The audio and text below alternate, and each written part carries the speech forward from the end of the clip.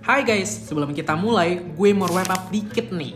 Sadar gak sih, kalau lu nunjuk orang, telunjuk lu ngarah ke orang lain. Tapi keempat jari lu yang lain nunjuk ke diri sendiri. Nah, di materi sebelumnya, kita udah sepakat ya, kalau perubahan itu dimulai dari diri sendiri. Bukan nunggu orang lain berubah, baru lu mau berubah. Setuju? Good. Buat berubah itu emang gak gampang. Tapi lu harus tahu dulu nih, fakta yang ngebuat orang lain itu sulit berubah. Jadi, biar lu bisa ilangin nih, mindset bahwa perubahan itu sulit. Pertama, kita sebagai manusia cenderung cari rasa aman. Perubahan kita lihat sebagai sesuatu yang menakutkan. Takut gagal lah, takut dengan pandangan orang lah, dan lain sebagainya. Ingat kan, waktu lu pindah dari sekolah, SD ke SMP, SMP ke SMA, pasti lu ngerasa cemas karena guru, teman-teman, dan lingkungan di sekeliling lu juga ikut berubah. Hal itu juga yang kita rasain waktu pindah toko, pindah bagian, atau pindah cabang. Kenapa? Ya karena perubahan itu artinya keluar dari zona nyaman.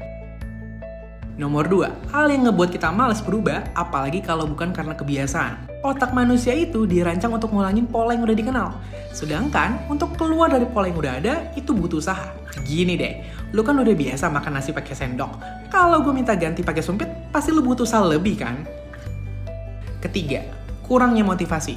Perubahan gak cuma butuh usaha dan keberanian, tapi juga dorongan. Kalau lu nggak ada dorongan yang kuat, pasti lu lebih milih diem daripada repot-repot berubah. Entah karena lu ngerasa udah oke, atau sesimpel lu nggak butuh untuk berubah. Makanya jangan heran kalau cewek mau nikah, mereka mati-matian buat olahraga, diet, dan ngerubah pola makan. Jelas banget dorongan atau motivasinya biar baju pengantinnya muat. Sekarang lu udah tahu kan fakta yang bikin orang tuh malas berubah. Jadi saatnya take action. Jauhkan ketakutan lo, ubah kebiasaan lo, temuin motivasi lo. Jauhkan ketakutan lo dengan perbanyak pengetahuan dan keterampilan, atau bisa juga dimulai dengan perubahan kecil. Ubah kebiasaan yang menurut lo nggak guna atau ngehambat lo buat maju, dan temuin motivasi yang bisa ngedorong lo untuk berubah. Jadi, pas ketemu hambatan, gak gampang nyerah. Kalau fakta-fakta tadi udah berhasil lo atasi dengan baik, asli deh, lo bakal ngerasain manfaatnya. Sebenarnya banyak banget keuntungan kalau orang tuh mau terbuka sama perubahan. Tapi akan gue rangkum ke dalam 3 hal berikut. Yang pertama, kalau kita mau berubah, itu akan ngebantu kita ngadepin kesulitan di masa depan. Kayak dapat amunisi untuk ngadepin perang aja. Coba lu bayangin, kalau lu nggak terbuka sama teknologi, misalnya, lu nggak mau belajar baca map, bisa-bisa lu kejebak macet berjam-jam. Padahal ada pilihan jalan yang bisa bikin lu lebih cepet. Manfaat perubahan yang kedua adalah kita jadi lebih percaya diri. Mungkin lu bertanya-tanya, apa sih hubungannya? Gini, waktu lu ikut ujian, tapi lu nggak belajar, dibandingin sama lu belajar semalaman, kira-kira bakal lebih pede mana? Pasti kalau lu belajar semalaman kan? Karena lu ngerasa yang awalnya nggak tahu apa-apa, karena belajar jadi berubah, tahu banyak hal. See? Dan yang ketiga adalah lu nggak kagetan.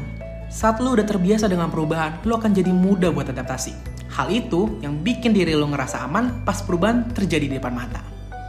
Masih ingat kan tagline baru kita? Cinta, ceria melayani, semangat berprestasi. Tiap orang, lu, gue, mereka, semuanya punya peran.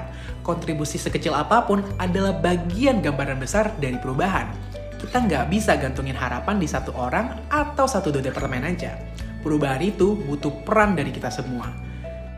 Budaya perusahaan bakal dibahas di video selanjutnya. Sebelum itu, ayo sama-sama lakuin gerakan perubahan dengan semangat cinta.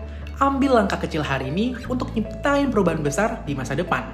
Gue mau tutup sesi ini pakai perumpamaan. Perubahan itu kayak ombak. Kalau kita ngelawan sekuat tenaga, kita justru bakal tenggelam. Tapi kalau kita belajar nyesuaiin iramanya, kita bisa berselancar di atasnya. Sampai jumpa di misi berikutnya.